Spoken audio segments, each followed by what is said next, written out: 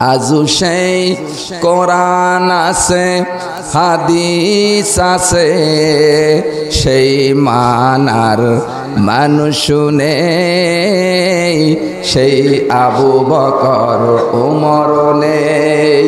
আজও সেই কোরআন আছে, হাদিস আছে, সেই মানার মানুষ নেই, সেই আবু বকর ওমর নেই। আজানের রসম আছে আগের মতো, সেই বেলালের মতো রূহ নেই। আজও সেই কোরআন আছে, হাদিস আছে, সেই মানার মানুষ নেই, সেই আবু বকর ওমর নেই। ঠিক কিনা মরু ওয়া কিতাবুম মুবিন।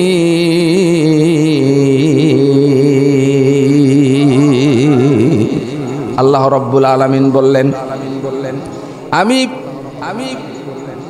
আমার পক্ষ হতে পৃথিবীর ভিতরে তোমাদের কাছে পাঠিয়ে দিয়েছি একটা নূর। আমি 13টা তাফসীর দেখেছি, এই 13টা তাফসীর ভিতরে নূরের ব্যাখ্যায় লিখেছেন ওহুয়া মুহাম্মাদুর রাসূলুল্লাহ।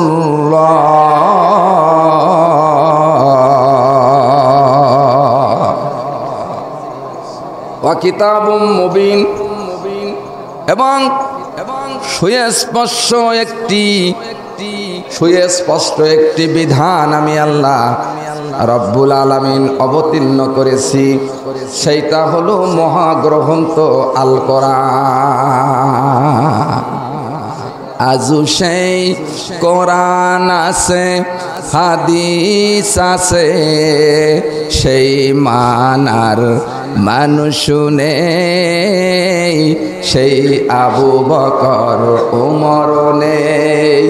আজও সেই কোরআন আছে, হাদিস আছে, সেই মানার মানুষ নেই, সেই আবু বকর ওমর নেই।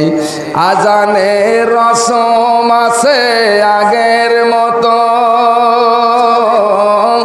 সেই বেলালের মতো রূহ নেই।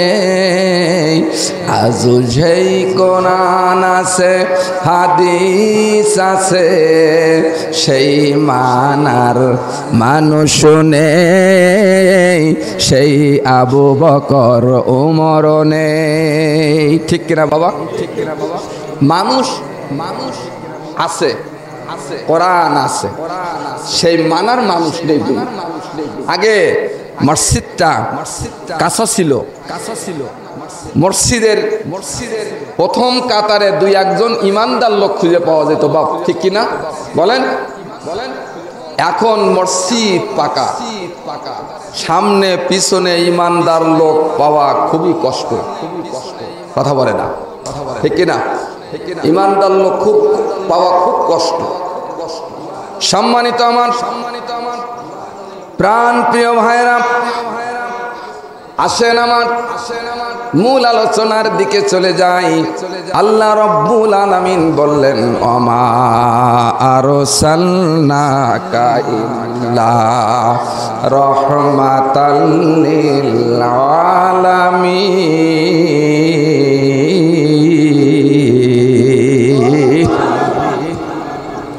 আমি আল্লাহ রব্বুল আলামিন গোটা পৃথিবীর জন্য হলো রব, আর আমার রসুল হলো গোটা দুনিয়ার জন্য রহমত। আমরা সকলেই পড়ি আলহামদুলিল্লাহি রব্বিল আলামিন। সকল প্রশংসা সার সমস্ত জগতের মালিকের জন্য। আর আল্লাহ কি বলেছেন? ওমা আরসালনাকা ইল্লা রাহমাতাল লিল আলামিন। আর আমি আমার রসুলকে গোটা পৃথিবীর জন্য রহমত স্বরূপ পাঠিয়ে দিয়েছি। আমার রসুলকে যেদিন দুনিয়ায় পাঠিয়ে দিয়েছি সেই দিন থেকে আমি আল্লাহ রাব্বুল আলামিন জাতির জন্য সমস্ত গজব থেকে আমি আল্লাহ হেফাজত করেছি। হযরতে নূহ আলাইহিস সালাতু ওয়াস সালামের সময় আল্লাহ রাব্বুল আলামিন এই পৃথিবীটাকে ধ্বংস করে দিয়েছিলেন। হযরতে লূত আলাইহিস সালামের সময় আল্লাহ পাক এই পৃথিবী একটা সমস্ত পৃথিবীটা উল্টে দিয়েছিলেন। যেদিন থেকে রাহমাতুল লিল আলামিন আসলেন, নূরে মুজাসসাম আসলেন, তাজদারে মদিনা আসলেন, সেই দিন থেকে আল্লাহ রব্বুল আলামিন এরকম গজব আর দুনিয়ায় আমার আল্লাহ দেবে না। আমার আল্লাহর ওয়াদা। কিন্তু কিছু কিছু জায়গায় আল্লাহ রব্বুল আলামিন কিছু কিছু গজব আল্লাহ দিবেন। এই গজবটা দেওয়ার কারণ হলো আমার আল্লাহ যে মহান শক্তিবান এটা প্রমাণ করার জন্য। কিছু কিছু অঞ্চলে সিডর হবে, কিছু কিছু অঞ্চলে ভূমিকম্প হবে, কিন্তু গোটা দুনিয়া আল্লাহ রব্বুল আলামিন আর ধ্বংস করবে না। ওয়াদাটা কার? আল্লাহর। ওয়াদাটা কার? আল্লাহর ওয়াদা কি মিথ্যা হয়? ওয়ামান আসদাকু মিনাল্লাহি কিলা লা তাবদীলা লিকালিমাতিল্লাহ যালিকা হুয়াল ফাওজুল আযীম। বাবাজিরা রে আমার, আসেন তাহলে আল্লাহর হাবিব জনাবে মুহাম্মদুর রাসূলুল্লাহ সাল্লাল্লাহু আলাইহি ওয়াসাল্লাম 12 রবিউল আউয়াল মাসে রবিউল আউয়াল মাসের 12 তারিখে আল্লাহর হাবিব এই পৃথিবীর ভিতরে আসলেন। আসার পরে একটি মুজিজা সর্বপ্রথম প্রদর্শিত হয়েছিল। আমরা পৃথিবীতে জন্মগ্রহণ করার পরে ক্রন্দন করি, আমাদের ছোট ছোট বাচ্চারা ক্রন্দন করে, ঠিক কিনা? ক্রন্দন করে। আল্লাহ রসুলও ক্রন্দন করছিলেন, আমরা ক্রন্দন করেছিলাম একভাবে, আল্লাহর হাবিব ক্রন্দন করেছিলেন আরেকভাবে। সেভাবে হলো আল্লাহ রসুল সাল্লাল্লাহু আলাইহি ওয়াসাল্লাম পৃথিবীতে আসার পরে সেজদায় পড়ে গেলেন। আমার নবী, আপনার নবী, দ্বীনের নবী জনাবে মুহাম্মদ রাসূলুল্লাহ সাল্লাল্লাহু আলাইহি ওয়াসাল্লাম পৃথিবীতে আসলেন। আসার পরে সেজদায় পড়ে গেলেন। মা আমিনা বললেন, আমি এরকম দৃশ্য পৃথিবীর কোনো সন্তানের কাছে আমি দেখি নাই, কোনোদিন কোনো সন্তানের কাছ থেকে আমি এটা লক্ষ্য করি নাই। এত সুন্দর দৃশ্য আমি লক্ষ্য করে নাই। আমার সন্তান নূরের রাসূল মুহাম্মদুর রাসূলুল্লাহ সাল্লাল্লাহু আলাইহি ওয়াসাল্লাম যখন পৃথিবীতে আসলেন, আসার সাথে সাথে সেজদায় পড়ে একটি আওয়াজ বারবার আওয়াজ করতে লাগলেন, রব্বি হাবলি উম্মতি, রব্বি হাবলি উম্মতি, রব্বি হাবলি উম্মতি। জোরে বলুন সুবহানাল্লাহ। ছোট্টবেলায় কথা বলতে পারে না, হাঁটতে পারে না, কিন্তু আমার রাসূলুল্লাহ সাল্লাল্লাহু আলাইহি ওয়াসাল্লাম জন্মগ্রহণ করার পরে আল্লাহ পাক মুজিজা দিয়েছেন। রাসূল আমার এমন মুজিজা আল্লাহ দিয়েছেন, আল্লাহ রব্বুল আলামিনের মুজিজাও নাই। ছোট্টবেলা অবস্থায় কথা বলেছেন, আল্লাহ আমার উম্মতের কি হবে, আমার উম্মতের কি হবে। আমরা যে তোমার আদরের উম্মতি করিলাম কি। বন্ধুরা রে আমার, সেদিন এই ঘোষণা সারা অঞ্চলে পৌঁছে গেল। হযরতে আব্বাস রাদিয়াল্লাহু তাআলা আনহু, রাসূলের চাচা হযরতে আব্বাস, উনি বললেন, সেদিন পূর্ণিমার চন্দ্র, আমি আমার রাসূলকে আমি শুনেছি আমার ভাতিজা জন্মগ্রহণ করেছেন, তার কোনো বাবা নাই, এই পৃথিবীতে তার বাবা হারিয়ে ফেলেছে, যখন মায়ের গর্ভের ভিতরে আব্বা হারিয়ে গেছে। আমি ওইটা দেখার জন্য মা আমিনার ঘরের কিনারায় যখন পৌঁছেছি, পৌঁছার পরে দেখলাম আসমানের চন্দ্রটা একবার মা আমিনার ঘরের দিকে আসে, আর একবার আসমানের দিকে আবার উঠে যায়, আর একবার আসে, আর একবার উঠে যায়, আর একবার আসে, আর একবার উঠে যায়। জোরে বলুন সুবহানাল্লাহ। হযরতে আব্বাস রাদিয়াল্লাহু তাআলা আনহু বললেন, আমি দেখলাম আল্লাহ রসুলের দোলনার কিনারায় কোনো মানুষ নাই, কোনো কেউ ওখানে নাই, সাহায্য করার মতো কেউ নাই। কিন্তু আমি দেখলাম আল্লাহ রসুলের দোলনাটা এমনি এমনি করে দুলতেছে। দোলে শিশু দোলে আদো আদো বলে, লাশারি কালা সুর ভাসে রে, যেন সরশিরে নির্কুল ফুল ভাসে রে। আমিনা মায়ের কোলে, আমিনা মায়ের কোলে চাঁদ হাসে রে,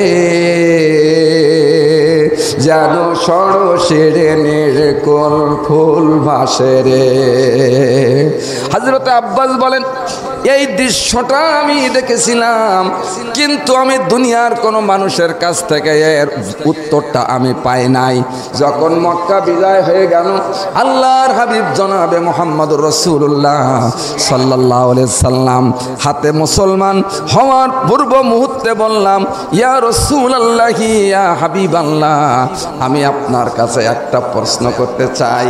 আমি যে প্রশ্নটা করব, দুনিয়ার কোনো মানুষ প্রশ্নের উত্তর দিতে পারবে না, একমাত্র পয়গম্বর ছাড়া, আপনি ছাড়া এই প্রশ্নের জবাব কেউ দিতে পারবে না। বললেন, চাচা প্রশ্নটা কি? বললেন যে আমি যখন আপনার বাড়ির কিনারায় পৌঁছে গেলাম, ওই সময় দেখলাম আসমানের চাঁদটা আপনার ঘরের দিকে একবার আসতেছে, আবার চাঁদটা উঠে যাচ্ছে, আবার আসতেছে, আবার উঠে যাচ্ছে। কারণটা কি? হযরতে নবীজি আমার বলেন, চাচা আমার মা গরিব মানুষ, আমার মা গরিব মানুষ, আমার মায়ের টাকা নাই, পয়সা নাই, কিছু নাই।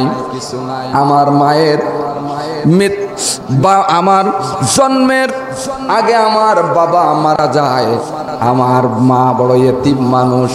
আমরা আমাদের ছোট্ট বাচ্চাদের যখন দোলনায় দোল দেই, ওই সময় দেখবেন একটা করে ঝুমঝুমি অথবা ফুল লাগিয়ে দেই, ঠিক কিনা বাবা? উপরে ফুল দিয়ে দেয়। ঘুম থেকে বাচ্চা ওঠে আর ওই ফুল নিয়ে খেলা করতে থাকে। আল্লাহর হাবিব বললেন, চাচা আমার মায়ের কোনো টাকা পয়সা ছিল না, ফুল কিনে দেওয়ার মতো ব্যবস্থা ছিল না। যখন আমার ঘুম ভেঙে যেত, হাত আমি এইভাবে করতাম, হাত নাড়ানাড়ি করতাম, তখন ওই আসমানের চন্দ্রটা আমার হাতের কিনারায় আসতো, আর আমি যখন ধরতে যেতাম সাথে সাথে আবার উঠে যেত। বললেন, ইয়া রাসূলুল্লাহ, দ্বিতীয় নম্বর বললেন, দ্বিতীয় নম্বর বিষয়টা আমি জানতে চাই। আল্লাহ রাসূল বললেন, কি বিষয়? বললেন যে কোন দোলনা নাই, কোন দোল দেওয়ার লোক নাই। দোল নাই কে জানো? দোল দেওয়ার লোক নাই, কিন্তু এমনি এমনি করে দোলনাটা দুলতেছে। এটা কি সম্ভব? সম্ভব না। আল্লাহর হাবিব বললেন, চাচা আমার মা গরিব মানুষ, আমার মায়ের কোনো দাসী ছিল না, আমার মায়ের কোনো দাসী ছিল না। আমার মা যখন প্রয়োজনীয় কাজের জন্য যখন বাইরে চলে যেতেন, তখন হযরতে জিবরাইল আমিন আলাইহিস সালাতু ওয়াস সালাম আমার এই দোলনাটা দোল দিতে। বন্ধুরা রে আমার, হযরতে হালিমাতুস সাদিয়া আল্লাহর নবীকে যখন নিয়ে বাড়িতে যখন চলে গেলেন, বাড়িতে চলে যাওয়ার পরে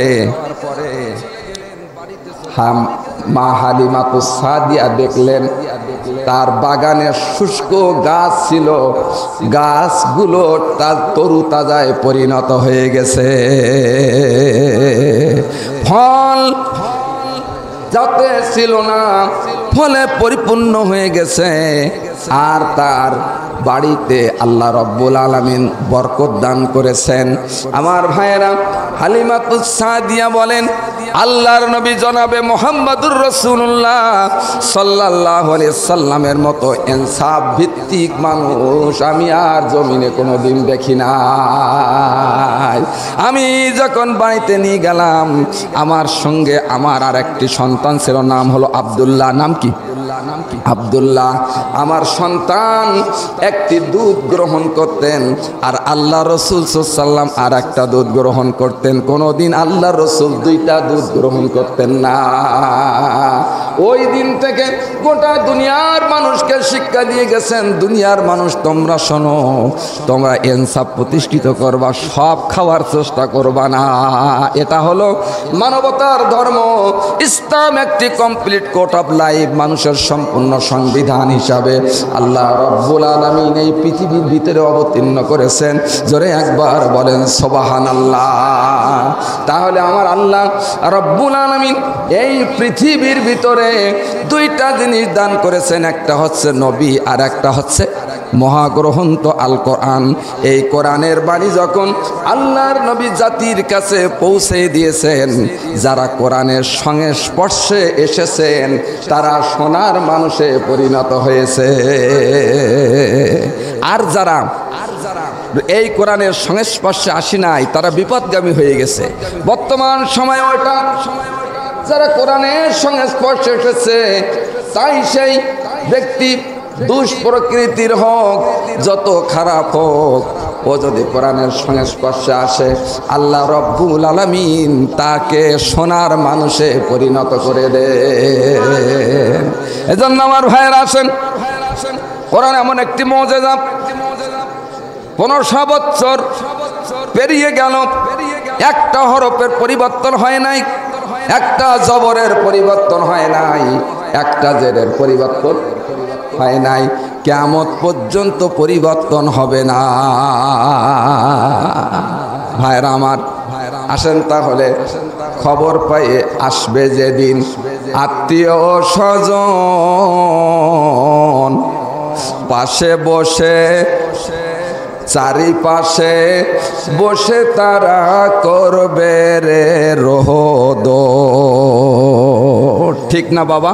ঠিক না? আমি আপনি যেদিন মারা যাব, মাওলানা বাকি বিল্লাহ বেলালি যেদিন মারা যাবে, চারিদিক থেকে সংবাদ পৌঁছে যাবে, বিভিন্ন জায়গা থেকে মানুষ আমার বাড়িতে উপস্থিত হবে, আপনার বাড়িতে উপস্থিত হয়ে যাবে। খবর পাইয়ে আসবে যেদিন আত্মীয় স্বজন চারিপাশে বসে তারা করবে রে রোদন।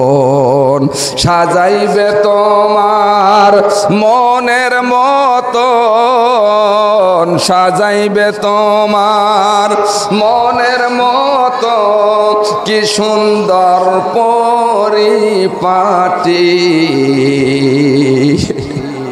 ওই যে দেখো ডাকিতেছে তোমার কবরের মাটি। ঠিক বাবা? ঠিক বাবা? কথা বলেন ঠিক? বন্ধুরা রে আমার, আসেন কোরআনের সংস্পর্শে চলে আসেন, কোরআন পড়তে শেখেন। কোরআনের ভিতরে আকর্ষণ আছে, কিয়ামতের ময়দানে কোরআন আপনার সুপারিশ করে জান্নাতে নিয়ে যাবে। আমার ভাইয়েরা, একটি আকর্ষণীয় একটি কথা আপনার সঙ্গে আমি আলোচনা করতে আসি। হযরতে ওমর রাদিয়াল্লাহু তাআলা আনহু আল্লাহ রসুলকে হত্যা করতে এসেছিলেন, কিন্তু যখন কোরআনের বাণী শুনলেন মনটা পাগল হয়ে গেছে ইসলাম গ্রহণের জন্য। কোরআন এমন একটি মুজিজা, যার কাছে গেলে মানুষ পরিবর্তন হয়ে যায়, যার কাছে গেলে মানুষ সোনার মানুষে পরিণত হয়ে যায়। আল্লাহর নবী জনাবে মুহাম্মদুর রাসূলুল্লাহ সাল্লাল্লাহু আলাইহি সাল্লামের বাড়ির পাশে এক ইহুদি যাযাবারের বাড়ি ছিল। কার বাড়ি?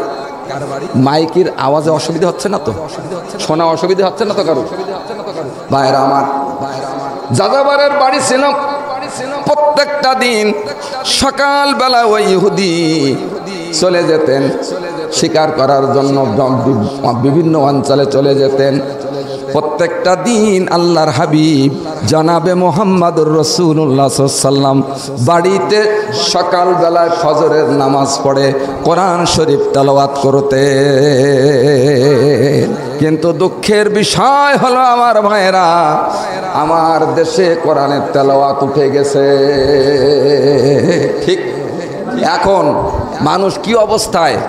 অ্যান্ড্রয়েড ফোন নিয়ে ছেলেরা ব্যস্ত, মিডিয়া নিয়ে ব্যস্ত, গান নিয়ে ব্যস্ত, কোরআন তেলাওয়াত বাড়ির থেকে উঠে গেছে।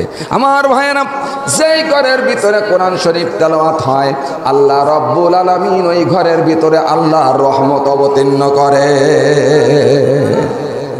বন্ধুরা রে আমার, ইহুদি চলে যায় প্রত্যেকটা দিন শিকার করার জন্য, বহু দূর দূরান্তে চলে যায়। একদিন চিন্তা করলেন, স্ত্রী বাড়িতে থাকেন, একদিন চিন্তা করলেন মুহাম্মদ কি পড়ে ওইটা একটু ভালো করে শুনবো। মনটা পাগল হয়ে যায় শোনার জন্য।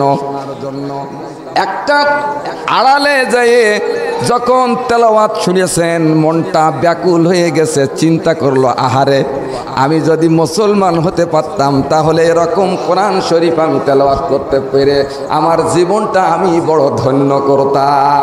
কিন্তু আমি হলো একজন ইহুদির স্ত্রী, যাযাবরের স্ত্রী। আমার ভাইয়েরা, তার চিন্তা খেয়াল কখন আমি মুসলমান হয়ে যাব। একদিন স্বামীকে বলল, স্বামী হে, আগামীকাল আপনি কত দূর যাবেন? আশেপাশে থাকবেন না দূরে যাবেন? বলতেছেন যে আমি অনেক দূরে যাব, কারণ এলাকায় কোনো রকম শিকার মেলে না।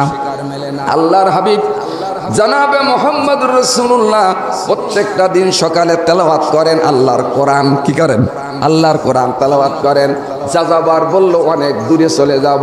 আমার ভাইয়েরা, সকাল হয়ে গেল, পূর্ব দিগন্তে যখন সূর্য উদ্ভাসিত হয়ে গেল, ওই সময় তার স্বামী চলে গেলেন শিকারের জন্য।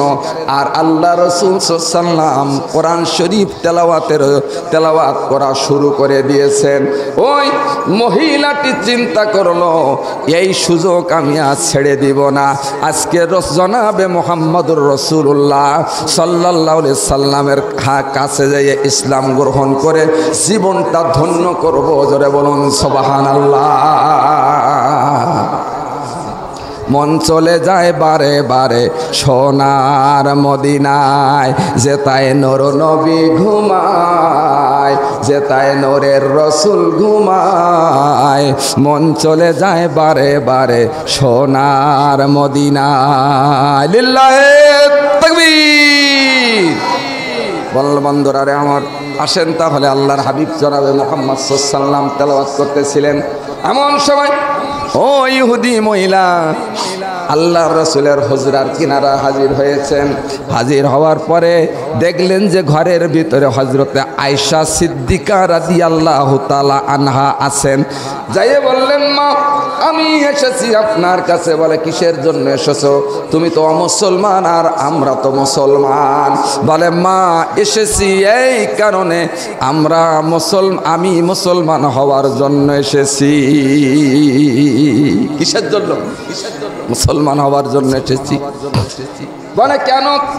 বলেন, প্রত্যেকটি দিন আল্লাহর হাবিব যেমন করে কোরআন শরীফ তেলাওয়াত করেন, আমার মনটা পাগল হয়ে যায় কোরআন তেলাওয়াত শোনার জন্য। আমার নিজেকে কোরআন পড়ে ধন্য করব, এই কারণে আমি এসেছি মুসলমান হওয়ার জন্য। আল্লাহর হাবিব জনাবে মুহাম্মদুর রাসূলুল্লাহ সাল্লাল্লাহু আলাইহি ওয়াসাল্লাম উনি বললেন যে ঠিক আছে, তুমি চলে এসো। ওই ঘরের ভিতরে চলে আসলো মহিলাটি। আসার পরে আল্লাহর হাবিব বললেন, আমার যে পাকড়ি মোবারক আছে, পাকড়ি মোবারকটা দিয়ে দাও। এবার পাকড়ি মোবারকটা ঘরের ভিতরে দিলেন। আর আল্লাহর রাসূল বাইরে অবস্থানরত। এবার বললেন, পড়লা ইলাহা ইল্লাল্লাহু মুহাম্মাদুর রাসূলুল্লাহ সাল্লাল্লাহু। কালিমা পড়ে মুসলমান হলেন। হওয়ার পরে আল্লাহ রসুলকে বললেন, ইয়া রাসূলুল্লাহি, আমার নাম ছিল অমুসলিম হিসাবে, আমার নাম ছিল ভিন্ন, আপনি আমার নাম রেখে দিন। বললে তোমার কোন নামটা পছন্দ হয়? বললে আমার একটি নাম পছন্দ হয়, সেটা হলো সালমা। জোরে বলুন সুবহানাল্লাহ। আল্লাহ রসুল বললেন তোমার নাম থাকবে বিবি সালমা। মহিলাটি চিন্তা করলো, আমি এখন মুসলমান আর আমার স্বামী এখন অমুসলমান, আমার স্বামীর সঙ্গে দেখা করা ইসলাম আমাকে অনুমোদন করে না। আমি এখন কি মুসলমান, আমি কি মুসলমান, আমার স্বামী অমুসলমান। আল্লাহ তুমি আমার মাথার ভিতরে এমন একটা যুক্তি বুদ্ধি আল্লাহ দিয়ে দাও, যেই যুক্তি দিয়ে যেন আমার স্বামীকে আমি মুসলমান বানাতে পারি। ওই আল্লাহ আছে না নাই? বান্দা যখন আল্লাহর কাছে সাহায্য চায়, নাসরুম মিনাল্লাহি ওয়া ফাতহুম কারিব ওয়া বাশশিরিল মুমিনিন।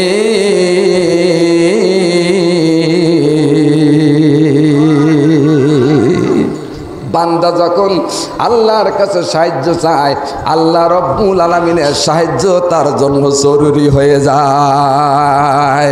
আমার ভাইয়েরা বাড়িতে চলে গেলেন, সূর্য পশ্চিম দিগন্তে ডুবো ডুবো ভাব, এমন সময়ে স্বামী শিকার নিয়ে বাড়ি আসতেছেন। আমার ভাইয়েরা উঠোনে আসার পরে স্ত্রীকে ডাক দিলেন, প্রাণের স্ত্রী গো, বাইরে আসো, আমার তিনটা দাবি আপনাকে পূরণ করতে হবে। তিনটা দাবি যদি আপনি পূরণ করতে পারেন তাহলে আমি আপনার সঙ্গে জীবন নির্বাহ করব, আর যদি আপনি পূরণ না করেন আজ থেকে আপনার সঙ্গে আপনাকে আমি ডিফিউজ করে চলে যাব। বলেন স্ত্রী, তোমার কি মাথা খারাপ হয়ে গেছে? এরকম তো তুমি কোনোদিন করো না, কি হয়েছে তোমার আমাকে বলো। তোমার কি কোনো জেনে পেয়েছে? বলে আমার কোনো জেনে পাই নাই, মাথা খারাপ হয় নাই। আমার তিনটা দাবি যতক্ষণ পূরণ না করবেন আপনি থাকবেন বাইরে আর আমি থাকবো ঘরে। চিৎকার দিয়ে বলেন সুবহানাল্লাহ। স্বামী বললেন, শোনো স্ত্রী, সেটা আমি তোমার তিনটা দাবি পূরণ করব, আসো। বললেন না, আগে পূরণ করবেন তারপরে দেখা হবে। কারণ উনি তো জানে আমার স্বামী অমুসলমান, আমার স্বামীর সঙ্গে দেখা করা ইসলাম হারাম করে দিয়েছে। আমাদের দেশে তো পর্দা উঠে গেছে নাকি ভাই? পর্দা নাই, মেয়ে ছেলে আত্মীয় স্বজন ভিতরে খোলামেলা আলাপ আলোচনা হয়, ইসলাম এটা অনুমোদন করে নাই। বন্ধুরারে আমার, বললেন তাহলে, স্বামী বললেন কি তোমার দাবি? বললেন 1 নম্বর দাবি হলো মুহাম্মদ সাল্লাল্লাহু আলাইহি সাল্লাম যখন ওই কোরআন শরীফ তেলাওয়াত করে, ওই কোরআন শরীফ পড়া বন্ধ করে দিতে হবে। বলে কেন? তার কাজ সে করুক, আমাদের কি প্রয়োজন?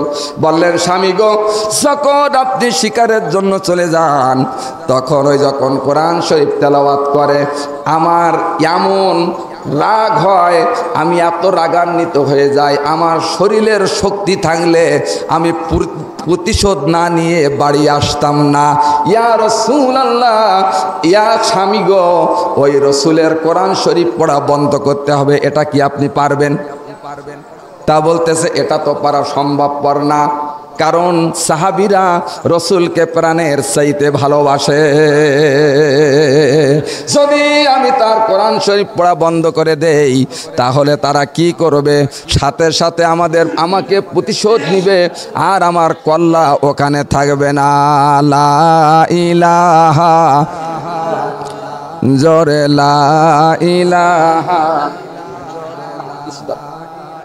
আমার যখন ফুরাবে দিন আসবে গহীন রাতি, থেকো আল্লাহ জীবনে থেকো আল্লাহ এ জীবনে হয়ে চিরসাথী, আসবে গহীন রাতে। লা ইলাহা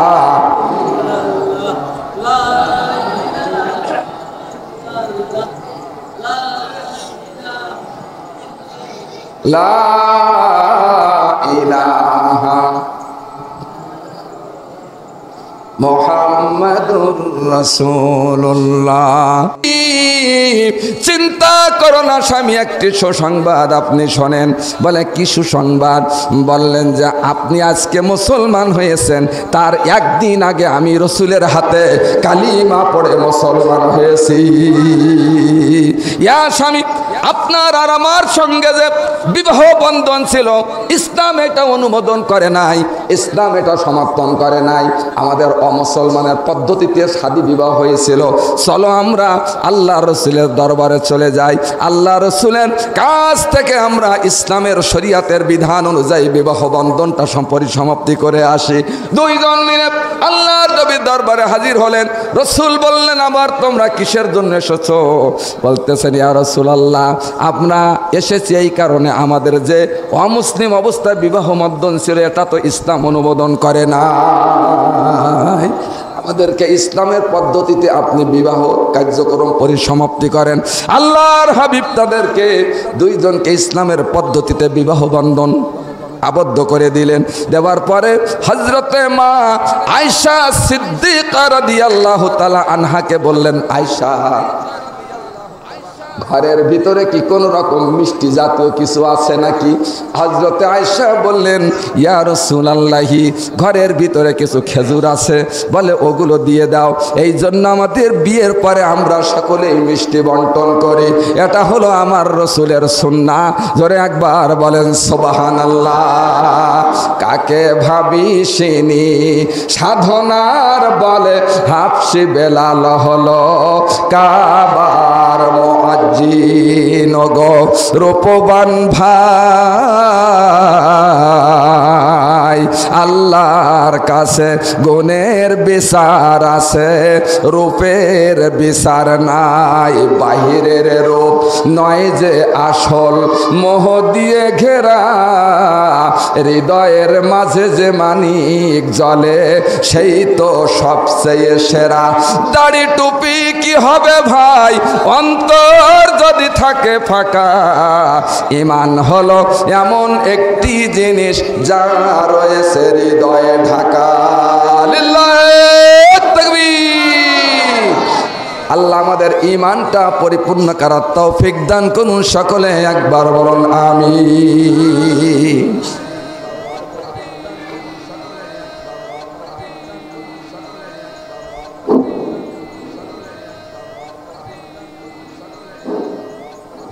Allah